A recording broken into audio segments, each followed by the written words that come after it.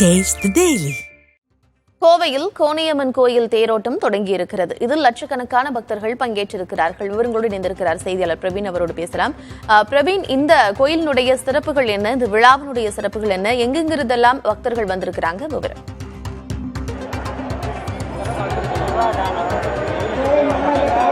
கார்த்திகா, கோவையில் மிகவும் பிரசித்தி பெற்ற கோணியம்மன் கோயில் தேரோட்டமானது தற்போது தொடங்கி வெகு விமர்சையாக நடைபெற்றுக் கொண்டிருக்கிறது. சிறப்பம்சங்கள் என பார்க்க வேண்டும் என்றால், இந்த கோவில் பல நூற்றாண்டுகளுக்கு முன்பு இளங்கோசர் என்பவர் அவர் வழிபட்டதாகவும், கோவையில் அவர்களது அந்த மன்னர்கள் ஆட்சி காலத்தில் பிரச்சனைகளும் நோய்வாய்ப்பட்டவர்களும் அதிக அளவில் இருந்தபோது ஒரு மேடு அமைத்து, கோவை டவுன்ஹால் பகுதியில் இருக்கக்கூடிய அந்த இடத்தில் மேடு அமைத்து விமர்சையாக அங்கு ஒரு விழா எடுத்த போது மக்கள் அனைவருக்கும் நல்லது நடந்தது என்கிறது ஒரு ஐதீகம். அதனால் தங்களது வேண்டுதல்கள் அனைத்தையும் கோணியம்மன் தேரோட்டத்தில் வந்து வணங்கி வழிபட்டால் அனைத்தும் நிறைவேறும் என்பது இந்த ஐதீகம். அதனாலேயே கோவையின் காவல் தெய்வம் என்கின்ற ஒரு பெயரையும் பெற்றுள்ளது இந்த கோணியம்மன் கோவில்.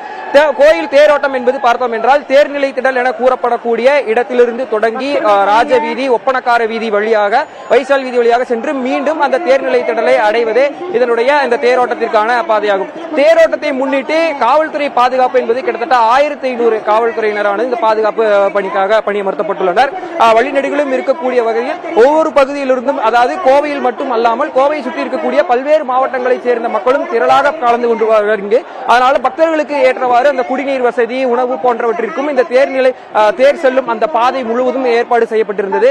அது மட்டுமல்லாமல் பாதுகாப்பை பொறுத்தவரையில் கூட்டத்தை பயன்படுத்தி வேறு யாரும் இந்த திருட்டு சம்பவங்கள் போன்றவற்றில் ஈடுபடுவார்கள் என்பதற்காக மஃப்டியில், அதாவது சீருடை இல்லாத காவல்துறையினர், மாற்று உடையில் இருக்கக்கூடிய காவல்துறையினர் பாதுகாப்பும் அதிக அளவில் போடப்பட்டுள்ளது.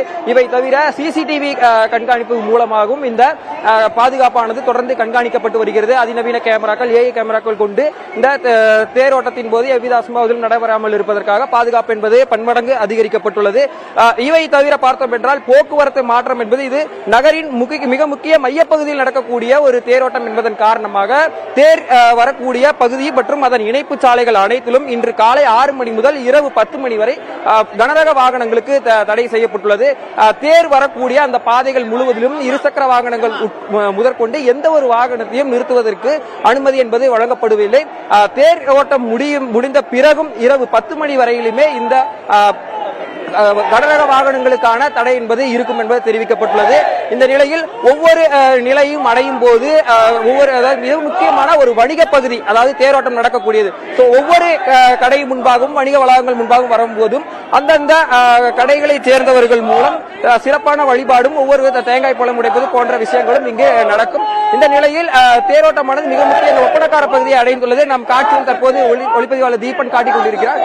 மக்கள் கூட்டம் அதிக அளவில் நெருங்கி இருக்கக்கூடிய சூழலில் காவல்துறையினர் கயிறுகள் அமைத்தும் தடுப்புகள் அமைத்தும் தங்களுக்கான இந்த பாதுகாப்பை உறுதி செய்து கொண்டிருக்கின்றனர். இன்னும் முக்கியமாக சிறப்பம்சமாக கூறப்படக்கூடிய பகுதி என்னவென்றால், இந்த ஒப்பனக்கார வீதி பகுதியில் மிகவும் பிரசித்தி பெற்ற மசூதி ஒன்று உள்ளது.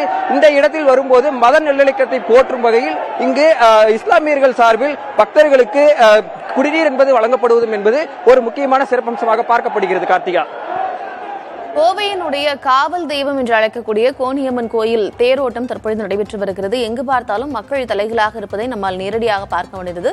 அங்கிருந்து விவரங்களை வழங்கியமைக்கு நன்றி பிரவீன்.